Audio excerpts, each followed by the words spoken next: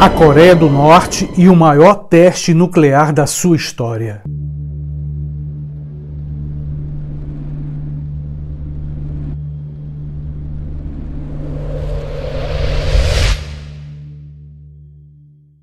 Olha só, o governo norte-coreano continua surpreendendo o mundo. Mais uma vez, a Coreia do Norte foi destaque nos principais meios de comunicação. Observação: as fontes de notícias geralmente vêm do mundo ocidental. Perguntas óbvias: como pode um pequeno país causar tanta apreensão nas superpotências? Vale lembrar, o sistema de governo da Coreia do Norte. Muita gente ainda se confunde o que é a Coreia do Norte. É comunista, é socialista, é ditadura, e fica essa confusão de conceitos. Chamada de socialista por uns e de comunista por outros, a Coreia do Norte ainda é um mistério. Odiada principalmente pelos Estados Unidos, a Coreia do Norte sofre com sanções colocadas, aliás, comandadas pelos Estados Unidos. A ONU não tem perdoado a Coreia do Norte. E como quase toda informação vem do Ocidente, ela fica aos nossos olhos como um pequeno monstro. Como eu disse antes, quase toda informação vem dos seus inimigos. Uma coisa é certa: hoje podemos afirmar que a Coreia do Norte é uma potência nuclear. E cá para nós, é justamente isso que a protege contra as ameaças dos Estados Unidos. Aliás, ter bombas nucleares é ter bons argumentos. A pergunta que não quer calar: por que a Coreia do Norte continua mostrando seu poder nuclear para o mundo? Na minha opinião, simplesmente para se defender, ou abrir espaço para negociação, para ser reconhecida, principalmente para garantir a sua soberania como qualquer país. Mas não é assim que os Estados Unidos e o Conselho de Segurança da ONU pensam. Agora ainda ao nosso ponto, sobre o último teste nuclear da Coreia do Norte. O abalo foi tão intenso que até os sismólogos dos Estados Unidos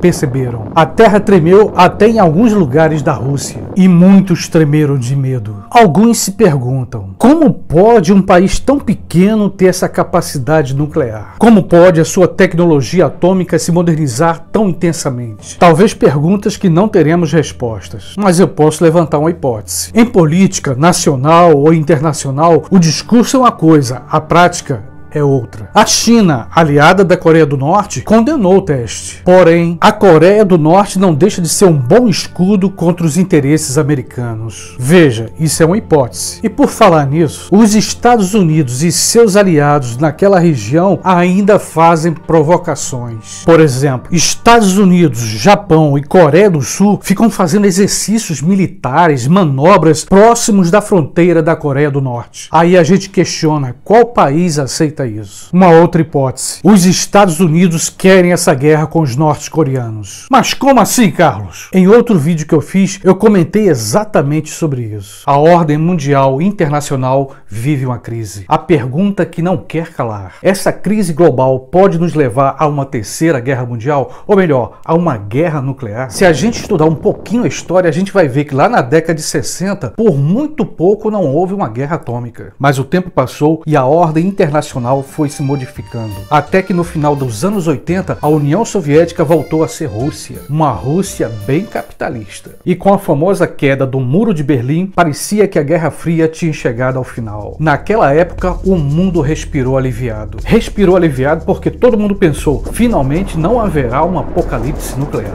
Mas tudo indica que nos dias de hoje a Guerra Fria ressuscitou, ou ela nunca morreu. Em pleno século XXI estamos testemunhando a emergência ou a possibilidade de uma terceira guerra mundial. É claro que neste vídeo só cabe o resumo do resumo. Vamos lá então? A Coreia do Norte continua ameaçando os Estados Unidos com bombas nucleares. Lembrando que a Coreia do Norte tem a bomba H, a conhecida bomba Tsar ou Kizar, que significa a mesma coisa. A bomba H, como você sabe, é a mais poderosa do mundo. Quando a Coreia do Norte fez o teste com a bomba H, quase ninguém acreditou. Voltando aos fatos, a mais recente ameaça da Coreia do Norte foi contra a base militar americana lá na Coreia do Sul. E para botar mais lenha na fogueira dessa Guerra Fria, nos últimos dias os Estados Unidos, o Japão e a Coreia do Sul fizeram exercícios militares ali bem próximo da Coreia do Norte. Exercícios militares em conjunto. Só para quem não sabe, esses exercícios militares são uma espécie de treinamento militar. Treinaram exatamente isso, estratégias de defesa para um possível possível ataque dos norte-coreanos. E por que eu disse que esses países estão colocando mais lenha na fogueira de uma guerra fria? Porque não é difícil perceber que todo esse movimento militar, esse exercício, esses treinamentos militares é também uma forma de ameaçar a Coreia do Norte. E toda ameaça desse tipo faz parte de uma guerra fria. É claro que a gente sabe que não existe nem comparação com o poder militar americano e o poder militar da Coreia do Norte. Os Estados Unidos certamente venceriam essa guerra, mas antes, com certeza, a Coreia do Norte faria um grande estrago. Suas bombas nucleares são poderosas. Mas vamos imaginar que isso aconteça. Os Estados Unidos, evidentemente, sai vencedor nessa guerra contra a Coreia do Norte. E como aconteceu no Iraque, os Estados Unidos, como país vencedor, mandaria fuzilar o ditador da Coreia do Norte. E por fim, e esse seria o principal objetivo, manteria uma presença ainda mais ampla dentro da Ásia. Nesse ponto é que aparecem os outros atores dessa tragédia: a China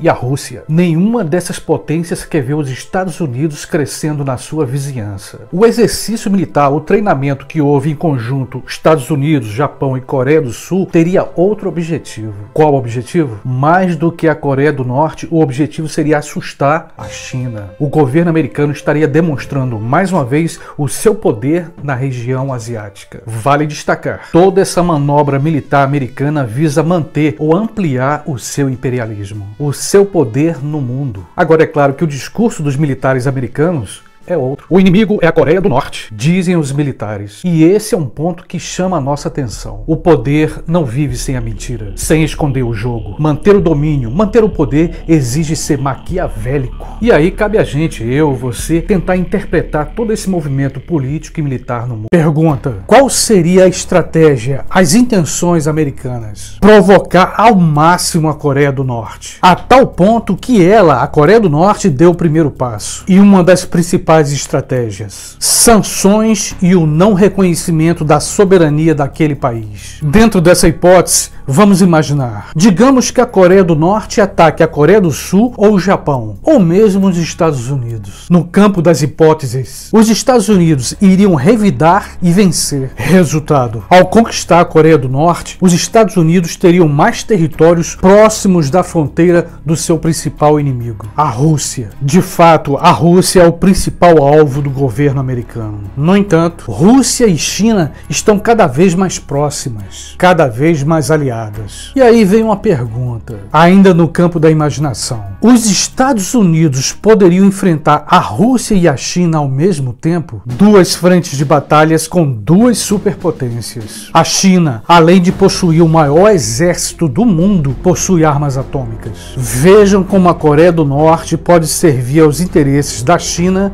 e da Rússia, criar uma espécie de barreira contra as intenções militares americanas. E aí vem outra pergunta: a pequena Coreia do Norte poderia enfrentar o grande poder militar americano? Isso é uma coisa evidente para todo mundo. No meu ponto de vista, os americanos venceriam rapidamente. Mas, antes de ser derrotada, a Coreia do Norte faria um estrago enorme no mundo, especialmente na Coreia do Sul e no Japão.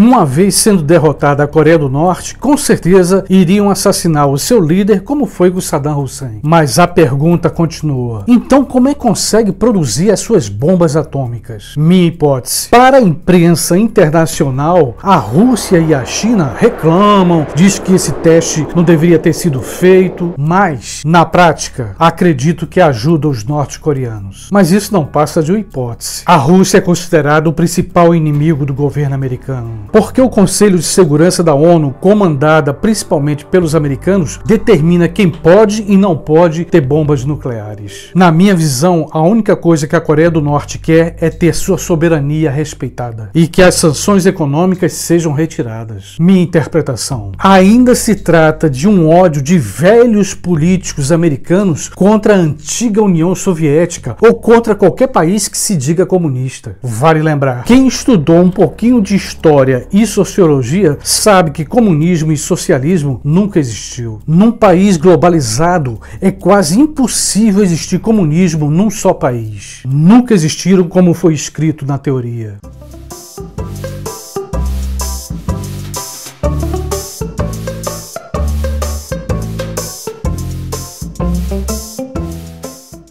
meu ponto de vista. A Coreia do Norte, se não é respeitada em sua soberania, pelo menos ela assusta. Esse último teste nuclear que ela fez, como eu disse antes, foi o maior da sua história. Os testes nucleares da Coreia do Norte é uma forma de mostrar ao mundo o seu poder e também de se proteger. Se proteger contra as sanções da ONU ou qualquer ataque dos Estados Unidos. O último e maior teste nuclear da Coreia do Norte pode ser um aviso. Que a gente possa, de algum modo, analisar o que está acontecendo no mundo. Que a gente não escolha o caminho que o senhor Reiter escolheu, o caminho da alienação. Que possamos escolher o caminho da paz, da esperança e da reflexão. E é como eu sempre digo que eu renovo aqui o meu convite. Se você ainda não se inscreveu no meu canal, vem, se inscreve. Se você gostou desse vídeo, dá uma curtida, um like, compartilha com teus colegas. Com certeza você vai ajudar esse canal a permanecer no ar, ok?